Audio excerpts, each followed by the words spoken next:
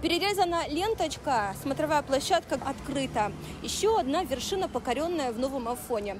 Высота более 27 метров. 100 человек она может выдержать за раз. На смотровые площадки можно подняться по желанию по лестнице или же лифтом. Смотровая башня Гранд Тауэр – реализованная идея предпринимателя Саида Званбая. На планирование и подготовительные работы ушло около 5 месяцев, а само возведение заняло более года. Гранд Тауэр – это не просто очередной реализованный план, а нечто большее, признается Саид Званбая. Подобных этому в Абхазии объектов нет. Не надо изобретать велосипед, все давным-давно за нас уже придумали. Это практика практически всех курортных городов. Афону хватает всего на самом деле. Здесь нерукотворная красота, а мы просто как-то вот пытаемся дополнить, привлечь туриста и разнообразить экскурсионные маршруты. Дизайн башни замысловатый, а проект, как и сама конструкция, достаточно сложная. Кстати, автором проекта является архитектор Сократ Вуба.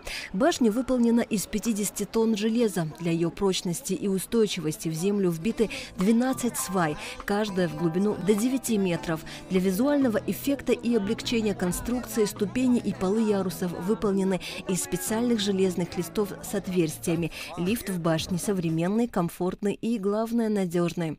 Лифт грузоподъемностью 1000 килограмм, 15 человек. Значит, на башню могут одновременно забраться до 100 человек. Танцевать, не сбегать, не забегать на башню не рекомендуется. На башне мы не заметили никаких предупредительных знаков и инструкций по технике безопасности. Саид Званбай рассказал, что работу в этом направлении запланировали на следующий день после официального открытия. А на сегодня посетителей предупредили, что танцевать, прыгать и бегать на башне небезопасно. Подъем изрядно щекочет нервы. Покорение высоты явно не для акрофобов. В башне полы с отверстиями, а балкончики со стеклянными полами. Первые посетители и участники торжественного открытия башни проводили время на самом верхнем ярусе. К шампанскому ягоды и фрукты, а к великолепному виду с высоты живая музыка. Все это органично вписывалось в прохладную июньскую атмосферу Нового Афона.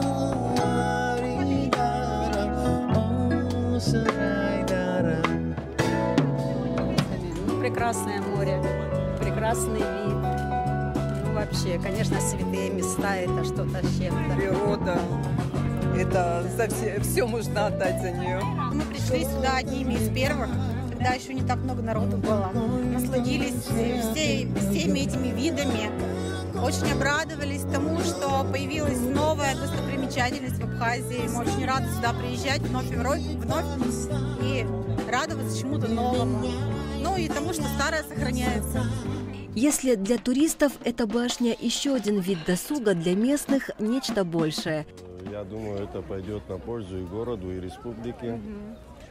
Приятно видеть столько людей. И нашим гостям, я думаю, это точно понравится. Какой доход в местный бюджет принесет этот новый туристический объект, пока неизвестно даже приблизительно. Саид Званбай рассказал, что стоимость билета для взрослого составляет 200 рублей, а деткам до 6 лет бесплатно. И это единственный из расчетов, сделанных после запуска объекта. А еще предприимчивый житель Нового Афона к следующему году планирует ввести в эксплуатацию колесо обозрения. Он уточнил, что основа уже готова, и она виднеется со смотровой башни. А пока горожане и гости привыкают, что неподалеку от Новоафонской пещеры теперь есть рукотворная достопримечательность – смотровая башня Гранд Тауэр.